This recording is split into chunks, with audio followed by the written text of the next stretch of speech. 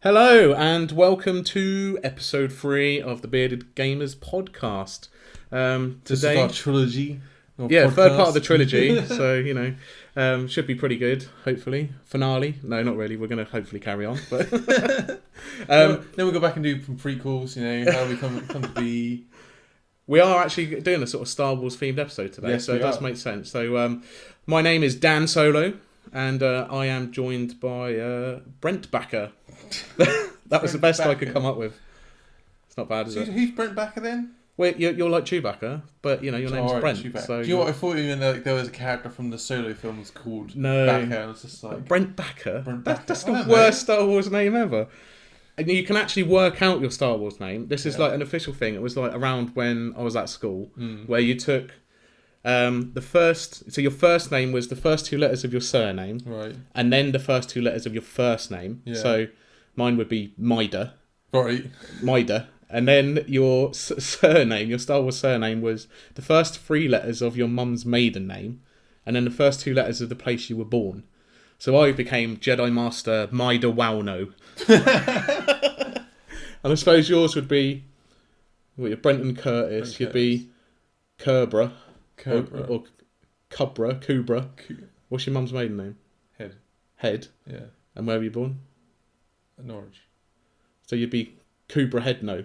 Kubra Headno. Or Hino. Kubra Hino. Something like that. That's terrible. Yeah. But they do sound kind of a bit Star Wars, though, don't they? Apparently, on the set of Lord of the Rings, they actually named some of the Hobbit characters based off an app. Right. Literally, that's how they did it. Like, other than the main characters, there's like an app you can get, and that's how they named a lot of their side characters. Fair enough. Just weird. Well, today you're Brent Backer, and I'm Dan Solo. So yeah, like I say, a bit of a Star Wars theme. So what have we got coming up, Brent? Alright, so today in our Star Wars theme, we're going to talk about Star Wars Legion. We're going to do a little battle report that we've done today, actually. Yeah, we played a game today. It was pretty awesome. Yep. It was definitely a really, really good game. And then we're going to talk... Well, spoiler alert, you just told them about the review now. What? I said it was a really good game. Yeah. Oh, sorry. That was a terrible game. Yeah. Well, that would also be a review. Oh, yeah. Oh, all right. Anyway, we're going to talk about Star Wars Legion, and then we're also going to just talk generically about the game as a whole. Because what we think of it. Yeah. Sort of basic review. Yeah. Because we've been playing it for a little while now, haven't we? Yes. Yeah. It's good fun. And then what? And then we're going to do a haven't played it in ages. Played it in ages. Which is going to do about Zombiecide. So, and specifically Zombiecide Black Plague, because we hadn't played that in ages. Had you actually even played it? No, I had. Yeah, you played it around my house with. Oh yeah, that was Was it years ago? No, it wasn't. That was like last year. This year. Well, last year. Well, it's still ages ago. Oh, ages away. Ages and ages ago. Yeah. So on to our first feature. So we're talking about Star Wars Legion. This is the part I reckon there's going to be lots of like, if this was a video, we have lots of like battle reports. They'll be like lasers and shit. Imagine we've got a big budget for special effects, and all that shit's going off in the background. Michael Bay, it would just have there's music. Explosions. Just imagine it in your head, because it would sound amazing, but we haven't got any money, so. Well, it's all clarinets. Anyway, Star Wars Legion. So I think we sort of briefly talked about sort of a similar game, Star Wars Imperial Assault, and the fact that it was like a war game that was also Star Wars. So basically, Star Wars Warhammer. Is essentially what it is. Yeah. So you've got two opposing armies. You each choose a faction. So currently they've got the Imperials and the Rebels. Yep. And we sort of decided that we were going to sort of split the game, or sort of get 2 sets, 1 set each, split it up. Yeah. So we could sort of increase our forces. Because Dan wants to be the Rebel scum, and I want to be the Imperium. Rebel scum. Yeah, I like the idea of the Rebels. In the starter set, you get Vader and Luke. It's been a little while since the game's come out now, so we've got a few more units and stuff like that.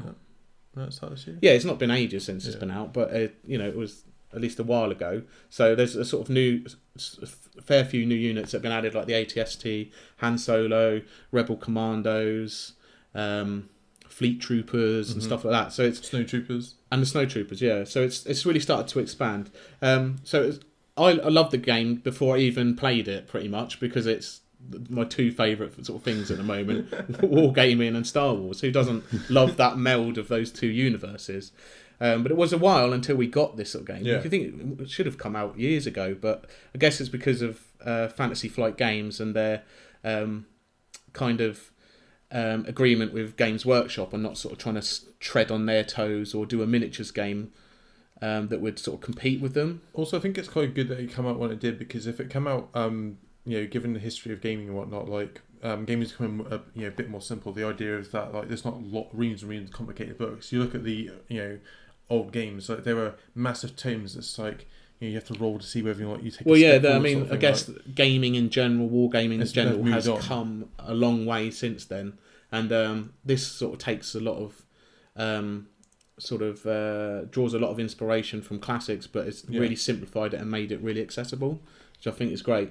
Anyway, so we're going to do a sort of battle report kind of. So we played a game earlier on, so we talk a little bit about our forces first. Yeah, sure. Do you want me to go first? Yeah. All right. So because you died first. So.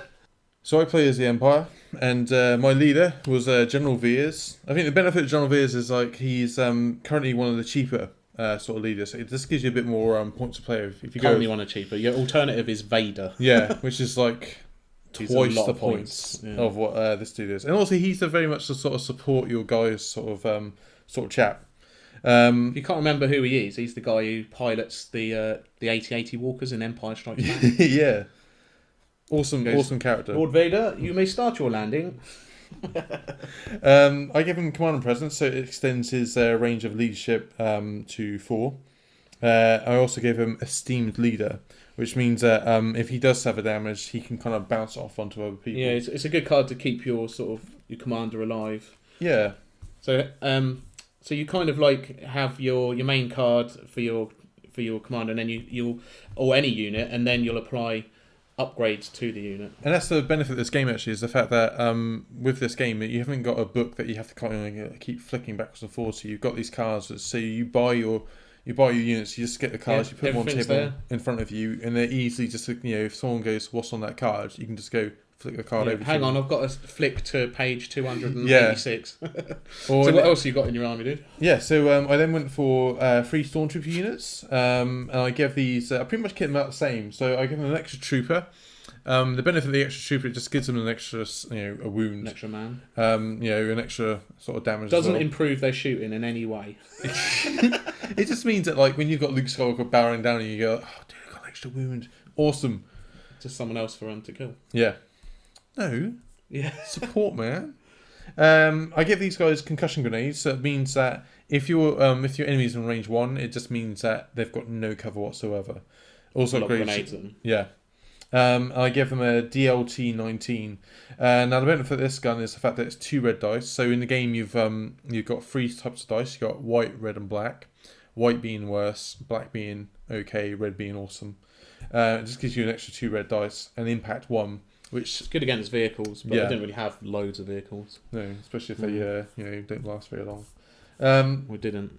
And then I also gave them all environmental gear, which basically means that they ignore difficult terrain, which is really, really helpful. It's handy, obviously, depending on what sort of board you're playing on, but we'll come to that in a minute, won't we? Yeah.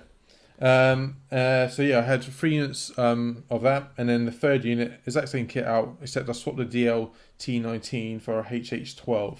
The benefit rocket launcher. Yeah. Benefit of this thing is the fact that it's got more dice, they're less powerful, but they're impact free, so they're really good against vehicles. Yeah. And then the last 2 units is my speeder bikes. The bane of my games.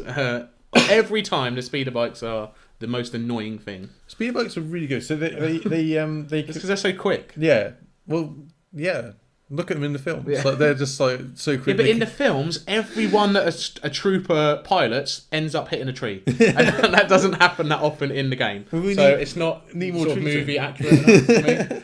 There should be a rule where they just roll the dice and they just explode. If they get within 2 meters of a tree, and they just explode. Unless they're an Ewok and they can just repel out of there. So the speeders, like Dan said, they come with a compulsory move 1, so they have to move. They have to move at the start of turn, which is actually a benefit because that means that you can kind of get a bit closer to the enemy. Well, I suppose it's supposed to be a bit less manoeuvrable. It just means they've got good sort of speed so they can cross the battlefield quite quickly. You do have to think about what you're doing with them, so you don't try and get them too close to something, and then you then got such a small arc to get out of the way of terrain and whatnot. But I give these guys long range comms, so that meant that they can be issued orders no matter where they are on the battlefield, which, bear in mind, they are going to be far away from your troops. That's kind of beneficial. And then last of all, I got an ATST. Of course you have.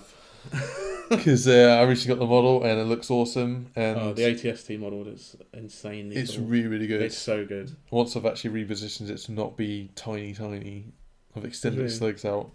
When you first built it, you forgot how or didn't work out how the hinges worked on his legs. So it's basically... So it looked like he was doing a massive dump on the floor. It's like he's constantly in squat mode, like... Yeah. Which is not beneficial, like... No. Although I suppose you could hide behind a tree, but, you know... So that was your force, yeah? Yeah. So you take 800 points in this game. Yes. And that was roughly around that mark. So with me being the Rebels, or the Rebel Scum... I had just picked up, or they literally just come out, I think last week, Han Solo and the Rebel Commandos. So I was like, well, this is a perfect opportunity to use And the models those. look really good for them. The models are insanely cool.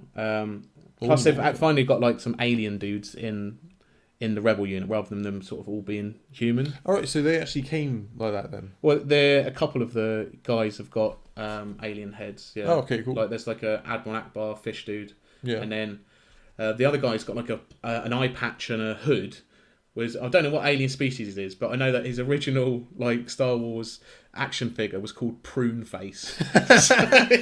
Yeah, so was that the day they just gave up on naming things? And he's part of the sniper team. Like? He's the spotter for the sniper team, and he's got an eye patch. Like, he's like, I think they're over there. Maybe he's just got one good eye.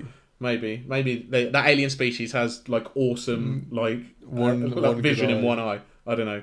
Anyway, so Han Solo was going to be my commander, but I actually wanted to back him up with Luke. So you have the option to have two commanders, which is pretty cool. So Han Solo and Luke.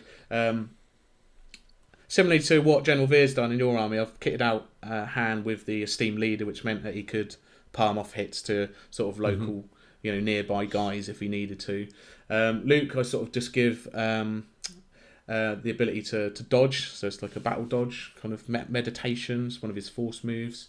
Then I went for 2 units of Rebel troopers, the sort of standard troops. I knew he was going to have an ATST, so I was like, I've got to go for ion troopers. So you have the option for heavy weapon. It's either like a Z6 like minigun type thing, which has like just mass dice roll, so you just roll a shit ton of dice. Yeah. Or you go for the ion trooper who rolls 2 red, but if he can get a wound off on a vehicle, it like shrouds it in ion sort of electric stuff and sort of disables it, gives it -1 action on its next turn. That's pretty cool. It is pretty cool. You can imagine it going. If you play Battlefront, you know what that looks like. So if I'd managed to pull off both units with ion troopers, if they managed to get a wound each on the ATST, it would be disabled for a turn. And that is amazingly annoying, because especially as like the ATST sucks off a lot of your points, you kind of want it to be like doing a lot of damage each turn. Yeah, and if it can do 2 actions, that means it can aim and shoot. Yeah, which is, if it's already in a good position, it's going to decimate your troops. So yeah, had those guys. Then I also went with the fleet troopers, who were like the cool guys with like they're really the cone heads on from A New Hope, the blue uniforms. They're quite good, very close range. Upgraded them with a barrage cannon shot, which gave it impact as well, so good against vehicles. That was the idea anyway. I don't think. Also, it's really good against ignoring cover as well. Yeah, that's true. Yeah, I think he blasted some guys in cover. The idea was that he'd be quite versatile. Then I went with the commandos. They can split into 2 units, so you can have like a small unit of 2 guys. And you can either give them like a guy with proton charges, so you can sort of run around the battlefield, planting demolitions everywhere, or you can make them into a heavy sniper team. So is that can you do it multiple times, putting those demo charges down? Yeah, you can run around the battlefield, put them down, and then detonating them when you want. Oh, that's pretty cool. So I went for a heavy sniper team because I thought, if he's going to have General Veers sitting down at the back there, I'm going to have my dude set up like a cool position and then just snipe him. And what's the range on that sniper rifle? It's got infinite range, so it can shoot the circumference of the planet. Pretty cool. And then last and then the last unit was the Rebel Commandos with just the sort of standard one. So they kind of split into sort of 2 units, and then you got a unit of 5 with the Proton guys. So you kind of have like them together or as 2 separate units. So I went separate. Yeah. And then I had an ATRT, which is like the small, crappy version of an ATST that the Rebels have.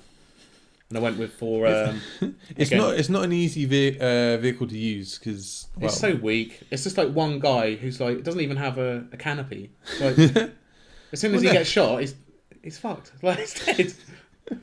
Look at the ATST. He's got a massive canopy. But it is a whole lot cheaper than the ATST though. It is cheaper. That's true. And I've kitted him out with like one of the Z6 miniguns that the normal guys can have, but it's like a big rotary cannon. I think he's a unit you need to put on the flank and like not much install. Yeah. Well, you'll see what happened to him. Yeah, I mean, I think every game we played, he's blown up, not done much. So I think I need more of them. Maybe that's the case. So yeah, that's our 2 forces. Yeah.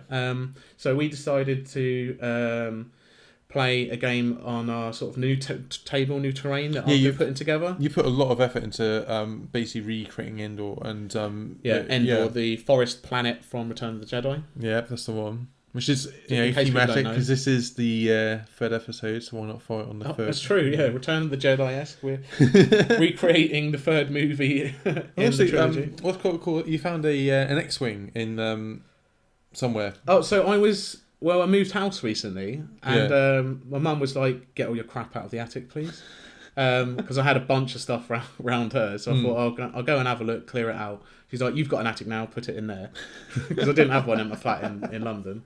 And I found a couple of old models. There was an X-wing, which is actually Luke's X-wing, and Darth Vader's TIE Fighter. So I've built that up. I haven't quite finished the painting of it yet, but it looks sweet on the battlefield. And then they're not models released by Fantasy Flight, but they are actually the right scale. So I mean, I was just lucky they kind of look the right scale.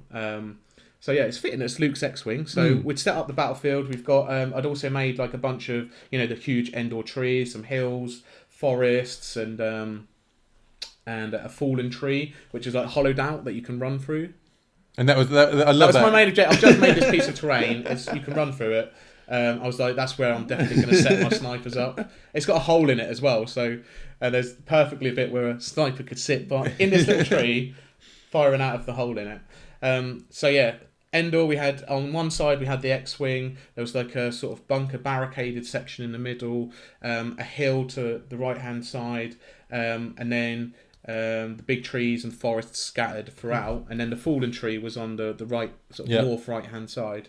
And the great thing about the way the battlefield conditions are set up is you've got multiple cards. One set of cards is your deployment type. Yeah. You've then got like battlefield condition. You've then got your victory conditions. Yes. And we sort of. And so what you do is you put down 3 of each, and then you determine who is the first the person who essentially got first. Yeah, it's the person who's got the least points. So I had 1 less point, so I got to choose one of those cards to get rid of first, essentially. Yes. So you can kind of choose or set up the battlefield. Yeah, so basically what you do is you from the left right hand side. You get to you got 3 in a row. Yeah, and you can choose. Oh, I don't want that one. I'll get rid of that one. And then the other person gets to go, and then basically so like you're both kind of like scribing what kind of battle you play. But obviously you can pass on if you want. So you're going to have a little bit of choice as to what battle you play, but so is your opponent. So it kind of equals out, which I quite like. But it means it's kind of random each time. Yeah. I think there's 5 cards for each at the moment, so that's still quite a lot of. Is that with the expansion that you That's with the sort of terrain expansion, which added a few more. But that gives you a good variety of missions. It does, yeah. So I don't know what maths on that one was at the minute, but it just means that you've got a variety of different deployment zones, and they are different deployment zones. Yeah, as well. They look really different. So we had clear conditions, which was just meant there was no sort of extra things from the green cards, which could have been like minefields and limited visibility. Yeah. Maybe it's foggy and stuff like that. Our mission was intercept transmissions. So there's 3 objectives on the battlefield. Yep, all the way down the middle. And 1 in the centre, 1 to the right, 1 to the left. Yeah. And the idea is that on the second, fourth, and final turns. If you're in base, if you've got a leader in base contact with that objective, unit leader, then you can you get victory points. So it's like one. So one at the end of round 2, one victory point at the end of round 4, and then you get 2 points at the end of round 6. Yeah. So it's kind of like a war of attrition, I guess. Mm. And then the deployment type we had was advanced positions. Yeah. Which is quite smart. So that actually gave you a free move for all your troopers before the game began, and it was like corner deployment. Mm. Yeah, so we were in opposite. So rather than being like long table edges, it's like you've got part of one and part of another, which is interesting. Especially as like you set up the battlefield first. You think it's like a sort of L shape in the corner, but it meant that at the bottom L where they sort of meet was sort of board central. Mm. So that became like a big sort of firefight. Yeah. In the middle of the battlefield. So that was the planet, the terrain, the deployment. So it's alternate deployment. You set up your ATST right in the corner. Yeah, I wanted to. Well, I put him down. He was one of the last ones I put down because I wanted to put him in a good position. Also, like try and get away from my ion troopers. Although I don't think you knew I had. No, I didn't know I had him. Well, because we didn't actually say the way the battlefield was laid out. There was a kind of a clear path because he's quite a big model, and I wanted him to be able to get kind of into the centre of the battlefield so he could fire off as many guns as possible. Which is what he did. Yeah. So I had I decided to split my troops. So I had like Luke and a few of the rebels and the fleet troopers on one side with the ATRT, and then at the other end of the corner, sort of L shape, I had Han Solo and the commandos who were near the downed tree, the sort of the big fallen down tree. So I knew that we were going to get a free move, and the commandos have that rule anyway, so it's sort of stacked up. So it meant that my commandos could leg it into the fallen tree and set up sniper positions like really early on in the game. And he looked pretty darn good in there as well. Yeah. Yeah. I'll put it on my Instagram. So it's Bearded Gamers Podcast. So you can check it out. So with my guys, I decided to kind of split them up a bit. I put the ATSD in the corner. So he's got kind of a clear, because the way training's set up, there's a kind of a clear route for him to sort of go into the middle of the battlefield. I put most of the troops down on his left-hand side with my leader Veers, and I put a troop off to the side. Because of the way the objectives were, I was kind of thinking, I've got one troop unit who can claim that objective at the back there, and the other troop units can kind of move forward towards the other two. But you had a bit more of a disadvantage with the fact that you only had one commander, and your commander can only issue orders to guys that are nearby. So you kind of want to stick all of your guys definitely near to General Veers. Well, he had range 4, so he had the potential to possibly get the other guy over the other side. But the way that the battle kind of went out, I needed to activate the guys nearer to him. And also then my speeder bikes went right the other side of the battlefield because they got long comms. But they were long range comms anyway. Yeah, and also they were in a good position where they can kind of outflank and kind of go around the sides. What they did, yeah. Well, we'll come to that. So we're all set up, we're primed to go. We've done our scout moves, as it were. My sniper team had set up. Your guys had sort of advanced a little bit. A bunch of the troopers had gone there. And then the way the order system works is quite cool. So each commander has each player has a set of 7 cards, of which 3 can be from your chosen commander, and then there's a bunch of others that are sort of generic ones. Although, because I had Han and Luke, I had both Luke's cards and Han cards, which give me a bit more flexibility. Yeah. And then each person chooses an order card to give out, which will tell you how many units you can give orders to, and it also gives you initiative value. Yep. So we played Assault versus My Ally is the Force, which was one of Luke's cards. It's just interesting because it was it 2v2, wasn't it? So you issue the order tokens to the units you can, so that are within your range, and then every other unit in your army sort of goes into a random pool. Yeah. So when it's your turn to activate, as we sort of do alternate activations, you can either activate one of the units that's got an order token, or pull randomly from your pool of the rest of your units. Which is actually quite cool. So it kind of has this sort of element of you haven't got complete control of your army. Like you can issue orders to these guys to guarantee that they are going to activate when you want them to activate. But the rest of the people is well, you're not too sure. But generally speaking, like the lower initiative one. So if you want to definitely go first, you pick a card with the highest initiative, like 1 pip. Yeah. That's normally only going to be like 1 unit to activate. So if you've got that ATST into the best position, it's ready to fire at Luke or Han or whatever. Yeah. You go, I'll pick that card. Or the last turn's gone. You're in a position where you kind of need to do this thing. You go for the 1 pip card and just hope for the best. But then if your opponent goes for the same, you've got to roll off. Yeah, we're better. Yeah. That was good. So it was, you had 3 pips to my 2. So the pips being the initiative. So that meant that Luke was going to go first. And he ordered 2 of his troops nearby. And they got dodge tokens from doing that.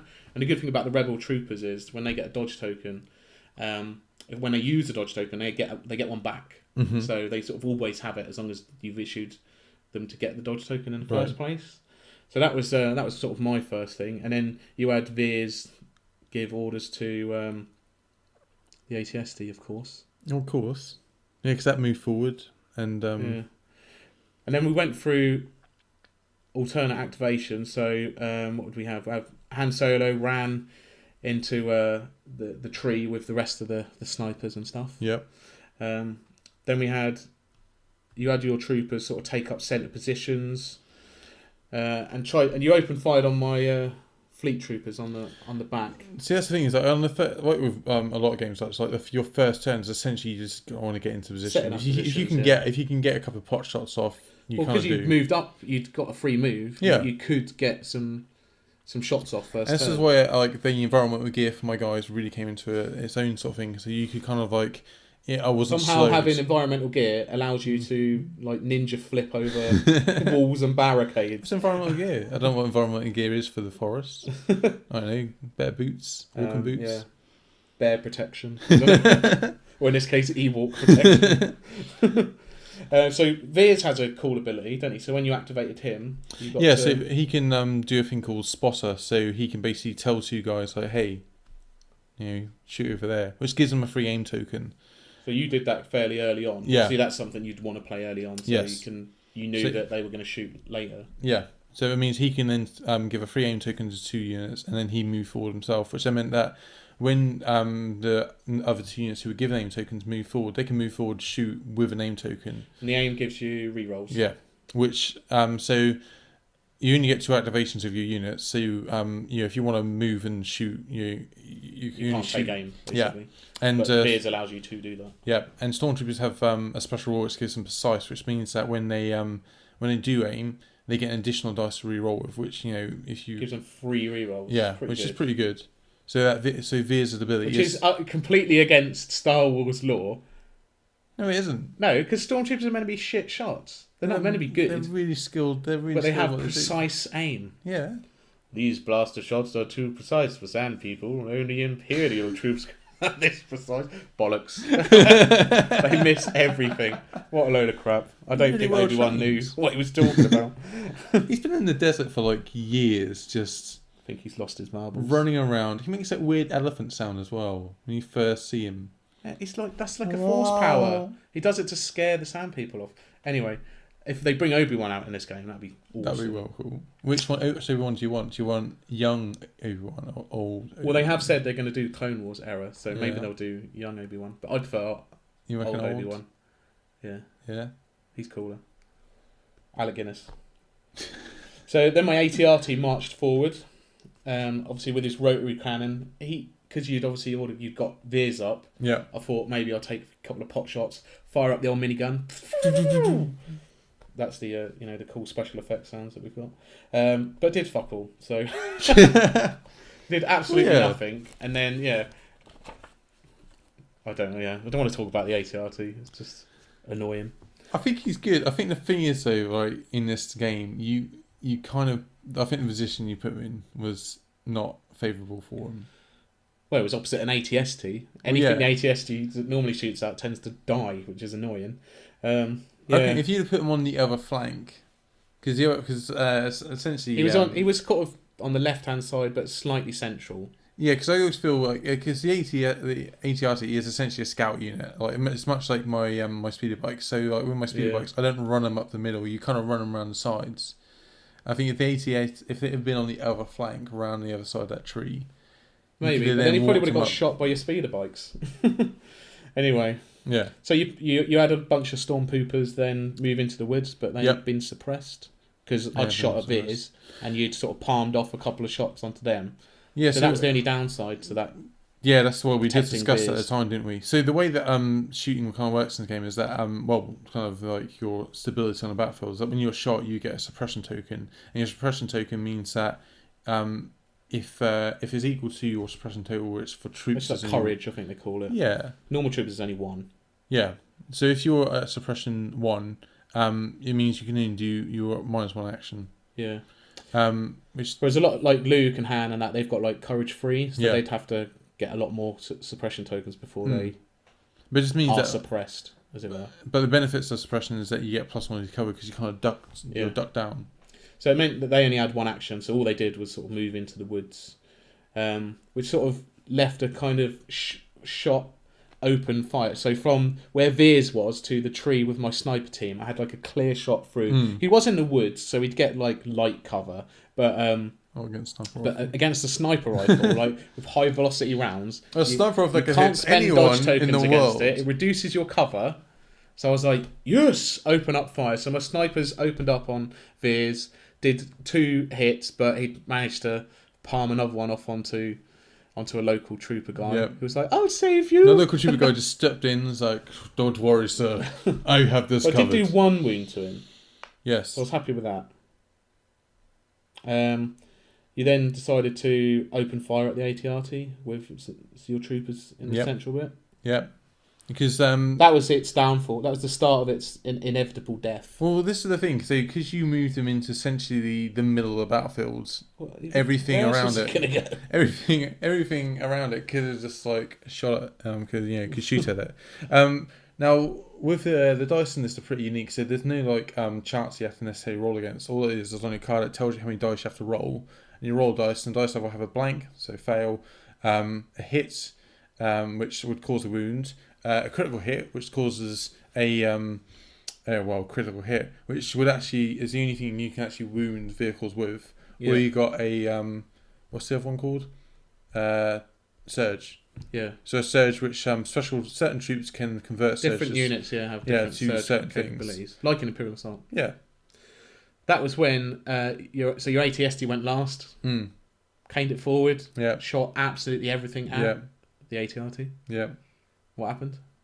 Destroyed it. Boom. Yeah, dead. Wiped that out. So yeah, that was fun. Yeah.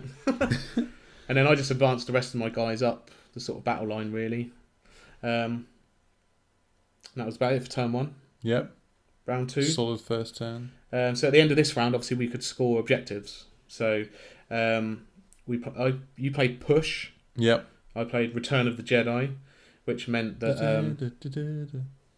well, it was obviously themed to the board and stuff. Yeah. So it meant the Luke and the troopers on the sort of central hill got dodge tokens, because I knew obviously they were probably going to get shot. There was a lot of stormtroopers around, and the ATST had advanced up. I was like, he's going to shoot.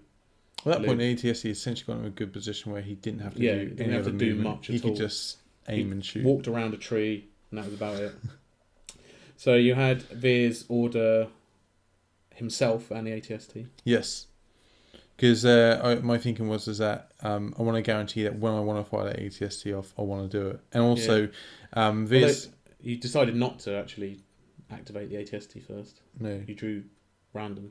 What was that? Well, so at the time, the ATST was kind of not in range of stuff that... He was in range of some things, but not quite in range of everything. So you wanted to see what I would do forward. I wanted to be able to activate him. When I wanted to activate him, I want to be able to activate him. Yeah, I see what you're saying. So then you had the speeder bikes go, and that's when they caned it behind. Yeah.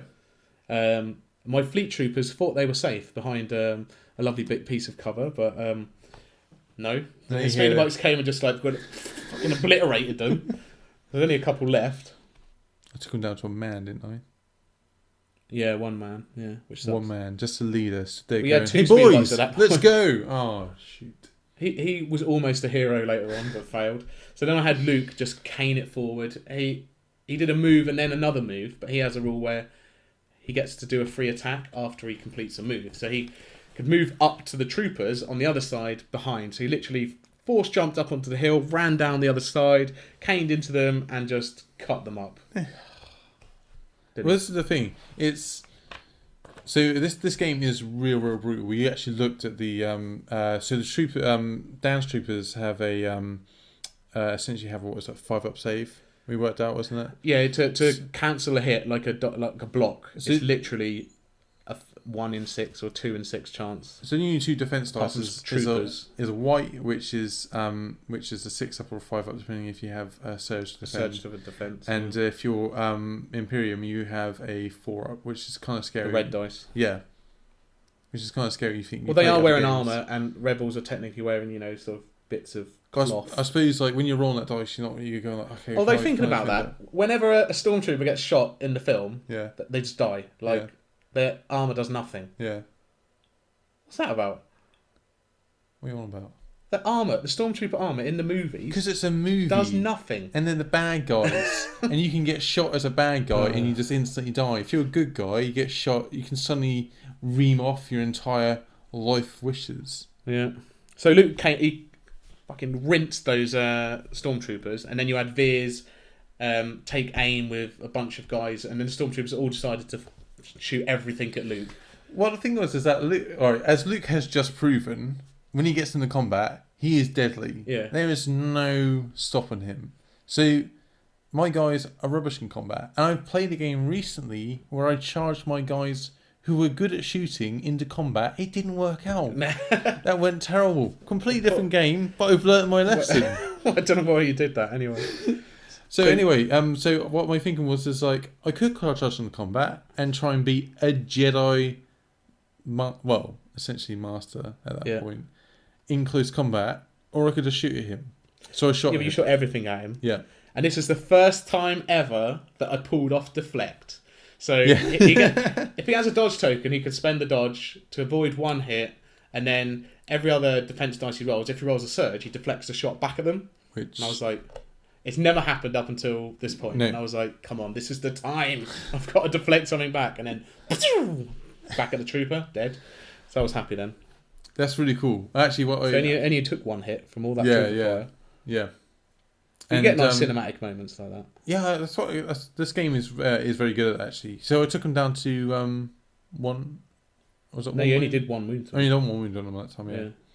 Yeah.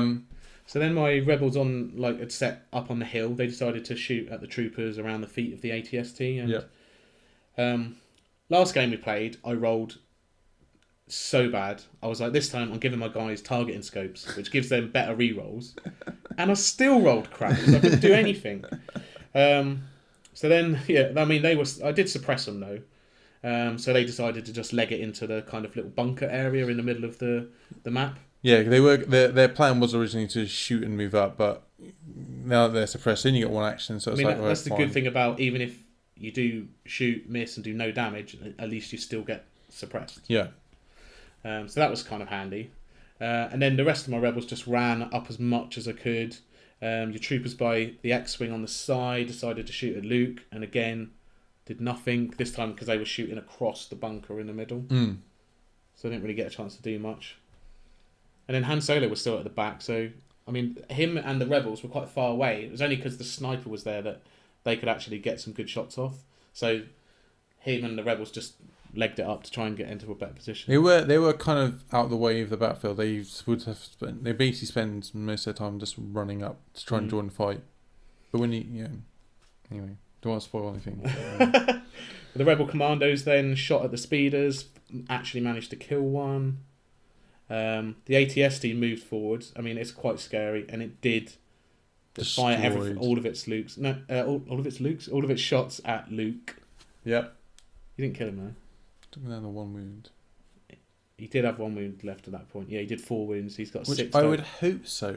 You fire that much. It's like when you play Orcs. It's like you fire that much shots at something, you kind of want to hope that either they're nearly dead or they are just dead. If they come out of that and it's just like, yeah, I'm fine, like in The Last Jedi, he comes out, he just like dusts himself off and goes, whatever, unfortunately, you couldn't do that. So you did take down to 1 wound. Yeah. So then at the end of the round, you had an objective on the left-hand side with your troopers by the X-Wing. My rebel commandos had actually, once they'd shot the speeders, returned to get our objective. So there was one in the middle that was uncontested. And that's when I had that one fleet trooper who was like, he was suppressed.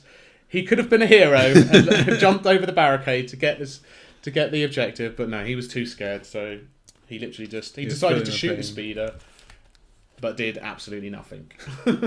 So round 3 we went in, it was 1-1. Yep. Son of Skywalker versus Evasive Maneuvers this time on the order cards. So that was Luke gets, because I knew Luke was probably going to die. He had 1 wound left. So Son of Skywalker allows him to, it was a 1-pip card, so it allowed him to go first. I wanted to charge him in, kill a bunch of those troopers that were there, because you had 3 units in total. He'd killed 1, and Veers was there as well. I just wanted to guarantee that he would do something before getting shot by the ATST. So it allows you to, because when Luke charges in, he gets a free attack. Yeah, and this card gave him another attack. Yeah. So hopefully it would have guaranteed that they die, but, well, they did. Well, the first roll was shocking. Oh, no, yeah. 6 dice. I think you did. No, I did nothing. You did nothing whatsoever. Yeah, so all blank. So lucky I did have the re-roll. Well, not a re-roll, but the second attack. Yeah. Which allowed me to wipe them out, which was good. And then you had your troopers in the bunker and the central. They took aim, shot at Luke. Seemed they were a bit angry that I just killed all their buddies. Yeah, just a little bit. That's what happens, you know. You get a bit angry about stuff. So they got 3 hits on him. Yeah. So I was like, he's probably going to go down because he rolls white defense dice, which is, like we said, like a 5 plus, because he does have a defensive surge. So it was a jammy roll, but he rolled it like a balls. Pens it off. And he's like, yep, shoot me, bitches. Then the rebels on the hill shoot at the ATST. Yes. Tried to get some iron off on it. So at this point I had 2 units that would have been able to disable it, but the first unit did get the iron off. And that was actually... Because the thing is, like I said before, the thing with the ATSC, because you do sink so many points into it, it means that, like, when someone suppresses it, it's a bit like, damn, the rest of my army it's a massive unit that you've taken out of the action, basically. Yeah. So at that point, I thought you were going to activate the ATST, because there was a chance, obviously, I could get a second ion off on it, but you didn't. You activated the unit to try and kill Luke, because I think these guys were even more angry than the last lot. Like, well, we must kill Luke. This is where, because like, normally when I'm playing games, I'm thinking about like, alright, what's already activated and what hasn't activated, because you kind of want to make sure that you take out stuff that hasn't. Oh no, that's the thing. Activated. This is where like my annoyance at Luke and my desire to take him out overpowered your common sense. My common sense and actually clear thinking about what am I doing. Because you could have taken out the troopers for the second ion, I guess. Yeah. But unfortunately Luke did die that time. Well, I'd hope so. He's like a boss, only lasted a little while. So they took him out. That was the troopers next to the X-Wing. Yep. I then tried to get the second ion off on the ATSG. Yeah, you went straight after that thing again. I was like, oh damn. No, I managed to get the hit through, and then you pulled some card bullshit on your evasive maneuvers card, which is what? Basically, General Veers has a special one. He can activate 2 units. So what it allows them to do is to ignore 1 critical hit. They get a dodge token, which normally you can't spend to avoid critical hits. But because they're vehicles, anything they can hit. What's it do? The fucking ATST like jumps up in the air. Matrix. Have you ever watched that film? Like its legs bend backwards and card bullshit. That's what I'm calling it. It's just awesomeness. So then the ATST open fired. It only had the 1 action, but it was enough to decimate the rebel unit on the hill. Yep. And that was the ones that I was planning to try and get to the objective there. In the centre. Mm-hmm. The sniper team took aim, shot Veers again. Yep. He was like by himself in some bushes. Yeah, I don't know. What's he doing? I don't really know what I was doing with it, if I'm honest. No one's noticed. I'm just going to take a leak in the bush. I think Veers' idea was just to stand there and hope that people just kind of forget about him. Well, not the sniper. That was his prime target. He was literally just stood there going, I'm going to kill this dude. Do. So yeah, shot took another 2 wounds off him. Yep. That was good. The commandos then just sort of ran up next to Han. Mm-hmm. Speeder bikes that came round again, killed the last of the fleet troopers. Because they had to like pistol shoot him on the way round, didn't they? No. They were actually in his front up. But I think it's a lot with this game. Like you can when you're trying to shoot a unit, if you got like 1 dude left, it's like, right, do you leave that 1 dude? Because it's only 1 man. What can 1 man do? One fleet troop commander is probably not going to do much. But it does reduce your activations, which is one of the things that is Yeah, actually that's beneficial to it. Because if you've got a lot of guys who are all the same tokens, you can kind of choose which one you want to activate. And if you've got the more tokens you've got, the more chance you've got of activating those guys. So, it just means that he's got less options. And also, like, it's a choice between doing 3 damage to a unit that's actually at full strength or wiping out a unit completely. That's my thinking. So round 4 comes around. This is when you try and pull Veers' maximum firepower card. Maximum firepower. But I did Solo's card. This is a 1 pip card, so I'm thinking, right, what's Dan already done? I've got a 1 pip card. The best he can do is a roll off. But you didn't know Han Solo's cards, and what does Han do? He shoots first. So his card is sorry about the mess.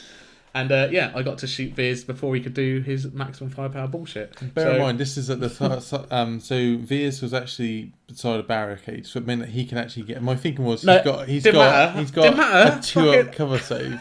So my thinking Solo he can backflips over the barricade and shoots Veers in the face as he runs past. Because dodge this. My hopes with General Veers was that, stupidly up until this point, I'd kind of ignored your sniper guys. I'd gone for the ATRT, I'd gone for Luke Skywalker. I should have been going for the sniper guys, because the sniper guys right at the back. Chipping away wounds. And also, because they're not very well defended. Like, if you shoot at them, they'll kind of fall apart. Because they're so far away. There's only 2 guys. What can they do? Well, they did die eventually. But, So my thinking was that if I just call down all the bombardment on that tree, I will kill him. Didn't get it off though. No. He was dead. Han then shot a couple of troopers in the bunker. Han shot first. He did shoot first. They then tried to shoot Han. They were suppressed. But he is one lucky bastard. And he gets to reroll defense up to 3 of his defense dice. So you did a ton of wounds, but I was like, nope. I did fail them, but then I had to, because I got the reroll, I then passed them all, so I was just lucky. The snipers then jumped out of the tree to try and get the objective, because it was round 4. But you did have your speeder bikes there, which came round. The one lone speeder bike who's just gunning it. Oh yeah, there's one guy. Yeah, one guy, because he's only one of them left. So he went gunning around and he just went blew him away.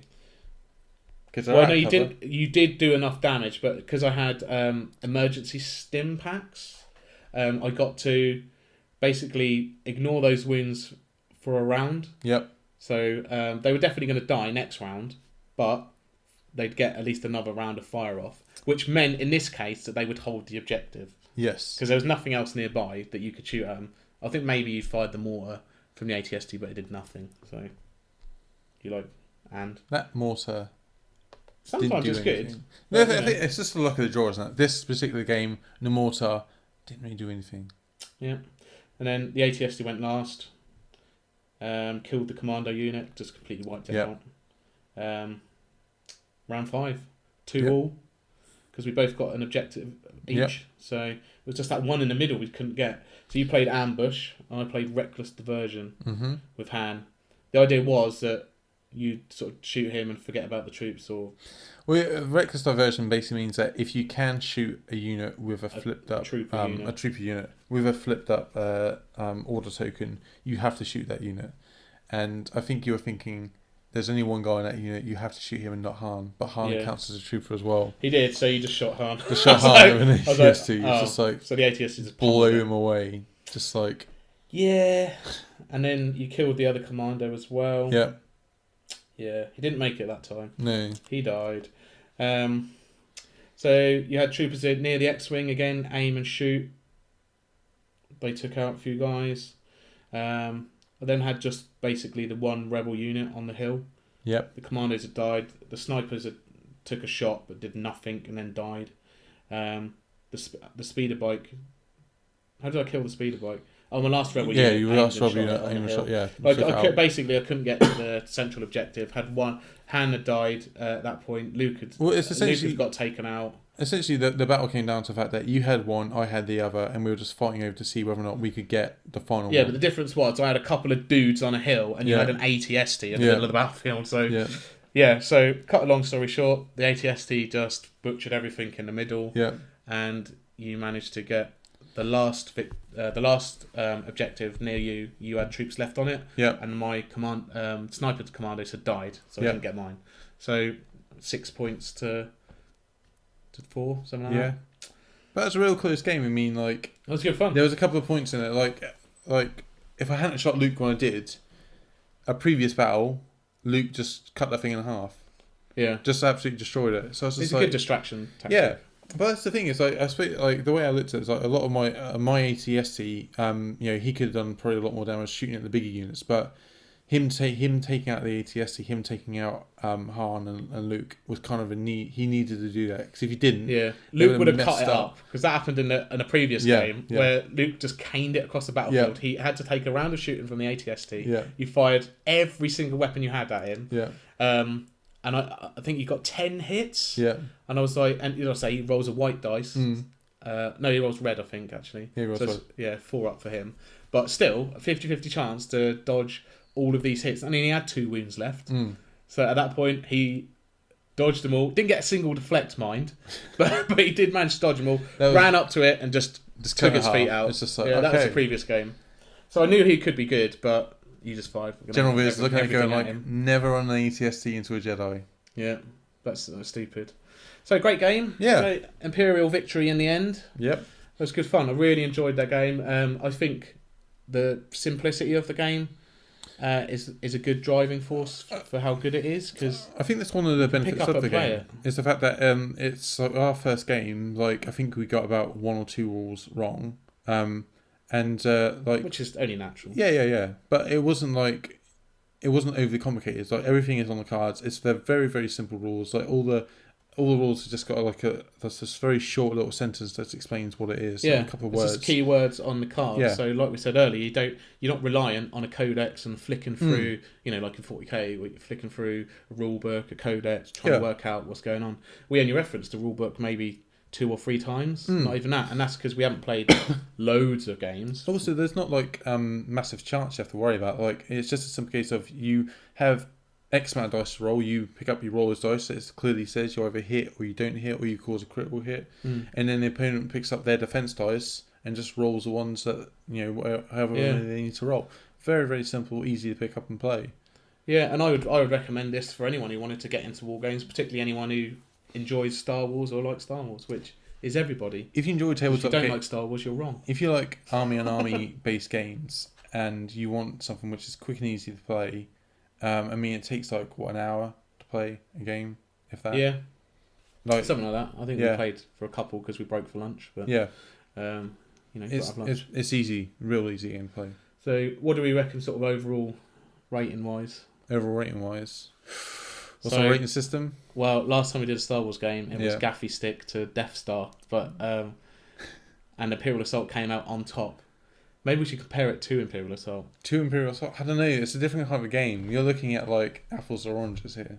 That is true. Because you're comparing like 18-bit. Because the thing is, I think at this point it's very early on in the game. They FFG have announced that they're going to do Clone Wars, so we might see completely different armies. I mean, that's the only downside for this against like 40k. 40k's obviously got so many different factions and armies and units and models and stuff like that. This is a bit restricted at the moment, but it can only grow from where it is. Yeah, so, I think the potential of this game is huge. I think personally, let's look at in this current state. I think it's not quite a Death Star, but down there, sure. A Super Star Destroyer. Super Star Destroyer kind of. I would tend to agree with you. I think it could be even better. It seems really well balanced. Like the model quality is awesome. I've had so much fun building terrain for the game and trying to recreate scenes from the movies. Yeah. That it's just got my hobby sort of spark going. Absolutely loving it. Yeah, so, it's a really good game. Yeah, Super Star Destroyer it is. Awesome game. So that was Star Wars Legion. I'd urge anyone to go and check it out. Now it's time for Haven't played it in ages. And what hadn't we played in ages? So we decided to do Zombiecide, Black Plague. Now Zombiecide, there's lots of different. I was looking it up actually because after playing it, I tried to look up to see what other games are out. There's loads of different. Loads of different versions and stuff like that. But essentially, it's Call Me or Not. Yeah. And they do cool minis. Well, They that's are. why it's called cool mini. I know, but like not. some people, yeah, I know, but some people would go with themselves are tight, and you sort of think like, yeah, but you're not, are you? Yeah, You're not. that's true. No, they're quite nice. So I got this on a Kickstarter when it was around ages ago. You got the Kickstarter stage one? Yeah, Okay. it was the Black Plague version. So I've had it a while. Got all of the sort of expansion stuff and bits for it, loads of characters. So we could set up any sort of game we wanted. So this was on our Tuesday night games night. Yep. Me, you, our mates Roger and John. Yep.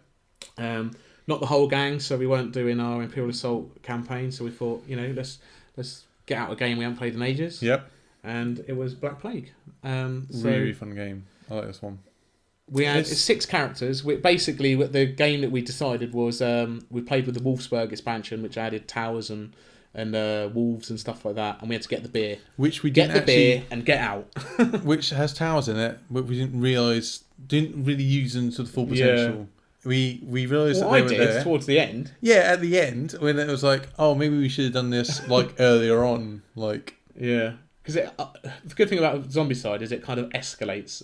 So you gain experience. Every kill you get, every zombie you're fighting in this medieval zombie apocalypse gets you a point. But every time you go up a level, like the amount of zombies that spawns increases. But that's the thing you've got to be careful with this game is that so as soon as one person goes up a level, that's right, it gets messy for everyone.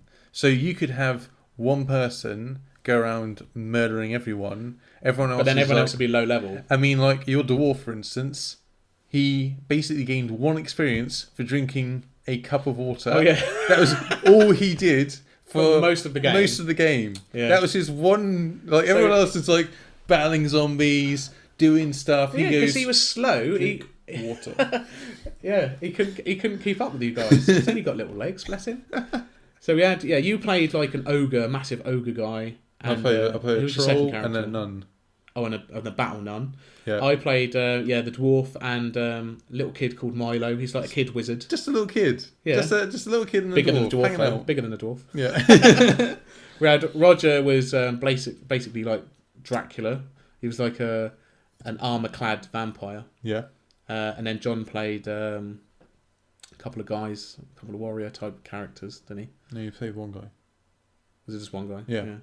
Anyway, so the idea was we had to get into these buildings, get the loot, which in this case was elven beer. Yeah. Or dwarven beer. Collect all the beer, take it off the battlefield. Get out. What could be harder? What could be harder than that? So at the start of the game, we were like, right, John...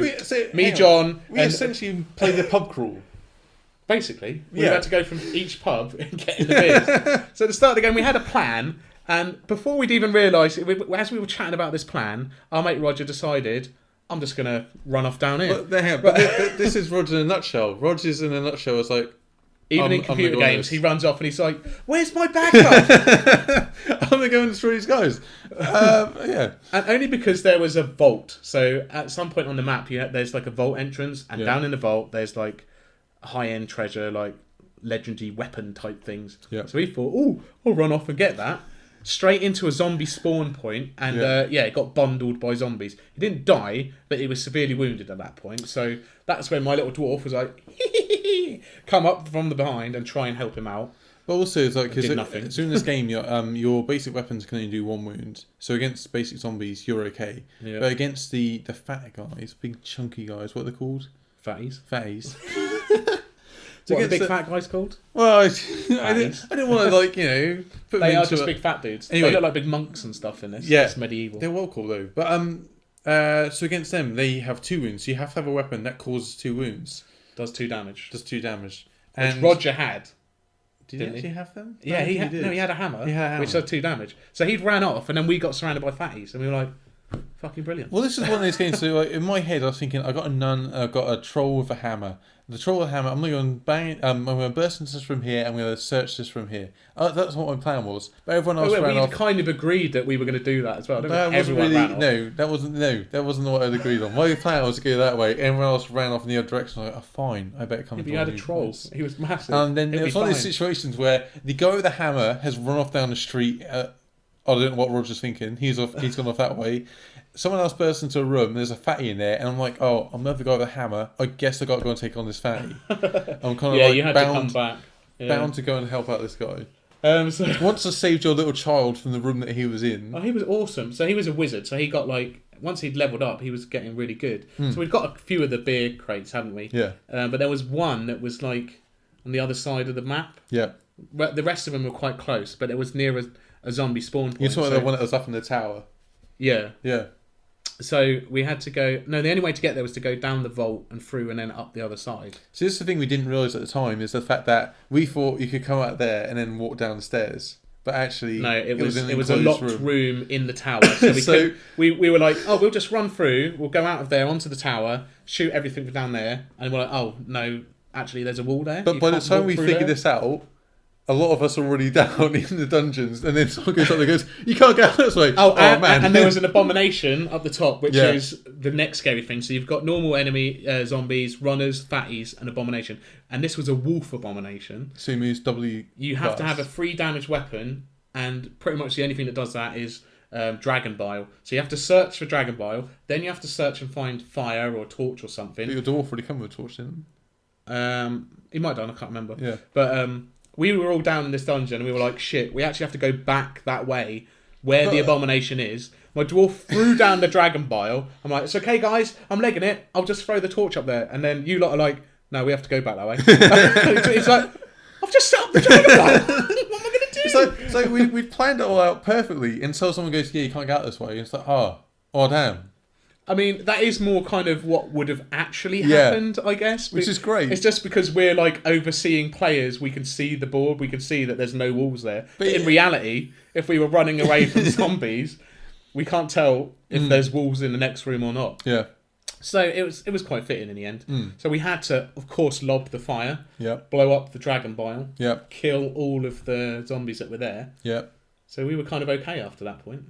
Well, not really, because we had to go outside. So basically, because we already had we couple of cleared the corridor. Yeah, we cleared that one corridor. But the problem is, though, is that we're going to keep coming down that one corridor. So there's a handy little door off to the side. Oh, didn't you leg it that way? I legged it that way because the thinking was at this stage is that didn't your nun go out and go yoo-hoo zombies this way, because you can make noise to attract them. Yeah. So at this stage, we either had to sit in this corridor and just hope that we would just kill off enough zombies to get out, or we go out the side and then just lure zombies that way, because there was round where the spawn point was, there was one more barrel, and then we just could get out. Yeah, one more beer barrel, and then we had to leg it. Yeah, so the case of like someone has to make a sacrifice, and then none. But we couldn't. Yeah, you say make a sacrifice, but no one could die. In order to win the scenario, everyone had to live. Yeah, we got to a point where my little kid wizard decided to leg it across the street and up the tower. Then he could, because he had a crossbow, he could fire down at the guys on the spawn point. Yeah. You were distracting them with your battle nun, lifting up her skirt probably, like just waving at them, and they were like, nun brains. Anyway, and then John's character was like, I'll grab the beer, which was in like a little hut in the middle of a town square. Yep. And all of the zombies were going around it, and it got to a point where another abomination showed up over there. Another wolf abomination as well. And we were like, oh my god. And it was literally out of the door where John was. And there was a ton of zombies behind him as well. Just marching down. There's more zombies coming from the other way as well. It's just like, oh man. So the last turn was like my wizard character being very un-wizard-like and just shooting the crap out of everything with crossbow. Yep. What did your ogre do? My ogre, he decided to run troll, up. Sorry, my troll ran up to try and save John from the predicament that he was in. He had a barrel in hand, but couldn't actually get out. It's the last guy we had to get out. Yeah. The last barrel we had to get. Well, the idea was that see, this is before we knew that we had to get everyone out. The idea was that if the troll runs up... We should have probably read the rules. Exactly. We should have really done a lot of rules. We should have surveyed the map. We should have read the rules. We should have, done pre-planning. I think the problem was probably fucking Roger ran off. It's like... We had that moment just like, let's talk about this. Go, no, we're just going to go off and just fight. Fair enough, let's go. As soon as it's your own turn, we're like, yeah, I'll just go and just do this. Fine. It's not how you're supposed to play co-op games at all. So he'd come up with, I think in the end, you managed to sort of lure the wolf abomination towards you. Well, the idea was that because we were thinking at the time that only the people with barrels had to get out. So our thinking was if the troll runs up to the abomination, sacrifice himself so John can get out. That was our thinking. But we then read that, and then once John got on the same tile as him, we were like, right, implement sacrifice mode. They're like, oh no, everyone's got to get out. It's like, oh, okay. Yeah. Maybe we shouldn't have run the troll with 2 wounds against But we Abomination. still managed to do it. Yeah. The only way we actually managed was, in the end, you managed to lure him around. We killed him. No, we didn't. Or did we not kill him? Sorry, We basically just ran away. So the but I had to get another level up. My little wizard guy, because he was at the top of the tower, and the exit out of the tower was through all the zombies. So the only way that was going to happen. Luckily, he had the skill Slippery. So if I went up a level, just killed a few more guys, went up another level, got the skill Slippery, which allowed me to run past. He's a little kid after all. He could just run between. Run through his legs. Yeah, he's not a hobbit, but he was pretty small. It's So Abomination, man. luckily that happened. Yeah. He just caned it down the steps, ran out. John managed to escape, and we won. Yep. Without the Abomination getting to us. Yep. Good night. That was a really good game. That's really fun. But yeah, so for Zombiecide, there's one which is set in the modern day. There's one which is against an orc, essentially an orc green tide. Horde, Yeah. something like that. I don't know. They're zombie orcs or something, which is the next version of Black Plague. Yeah. But they're all really good, fun games. Yeah, I just haven't played it in ages. Awesome. Right, so that actually brings us to The end the of end the of the episode. episode. We talked about everything we planned, didn't we? Yeah. Star Wars Legion. This is when we're all sat in an Ewok village listening to the music. Celebrations going off. Dun, dun. Well, I would say the Empire has been Dun, brought down, but it dun, hasn't. dun. So That's true. it's not the same as Return of the Jedi, because Well, you had... No, it is the same as Return of the Jedi, because Return of the Jedi has a sequel, I guess. and they come back. But I didn't bring That's down the First Empire. Order. Oh, sad face. So, Anyway, hopefully you enjoyed our episode today. Yep, very much. We'll be back again next time with some more board game talk and discussion. Definitely look forward to it. Join us then. See ya. Adios.